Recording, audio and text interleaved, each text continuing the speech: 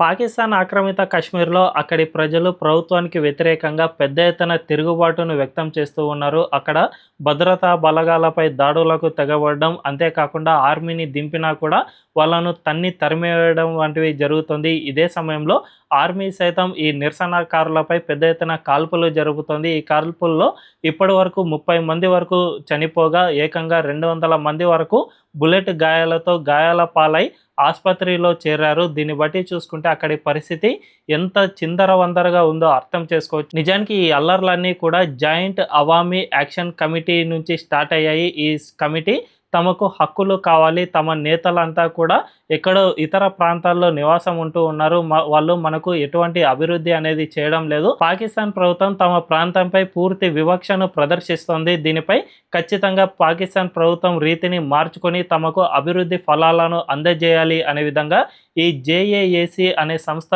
పెద్ద ఎత్తున పోరాటం చేస్తుంది. దీంతో ఈ సంస్థపై అక్కడి భద్రతా బలగాలు కాల్పులకు తెగబడడంతో అక్కడి నిరసనలు పెల్లుబికాయని చెప్పుకోవచ్చు. ప్రస్తుతానికైతే ఈ ప్రాంతం అంతటా శాంతి భద్రతల సమస్య పెద్ద ఎత్తున వస్తుంది. ఆ దేశంలో ఇప్పటికే బలూచిస్తాన్, ఖైబర్ పఖ్తుంఖ్వాతో పాటు ఈ పీఓకే ప్రాంతంలో సైతం పరిస్థితులు అస్సలు బాగోలేవు. ఇప్పటికైనా పాకిస్తాన్ ప్రభుత్వం మారాల్సి ఉంది, లేకపోతే భవిష్యత్తులో ఈ ప్రాంతాలన్నీ కూడా ఆ దేశం నుంచి వేరై కొత్త దేశాలుగా ఏర్పాటైనా కూడా ఆశ్చర్యపోనక్కర్లేదని నిపుణులు చెబుతున్న మాట. మరి ఈ విషయంపై మీ అభిప్రాయం ఏంటో కామెంట్ల రూపంలో తెలియజేయండి.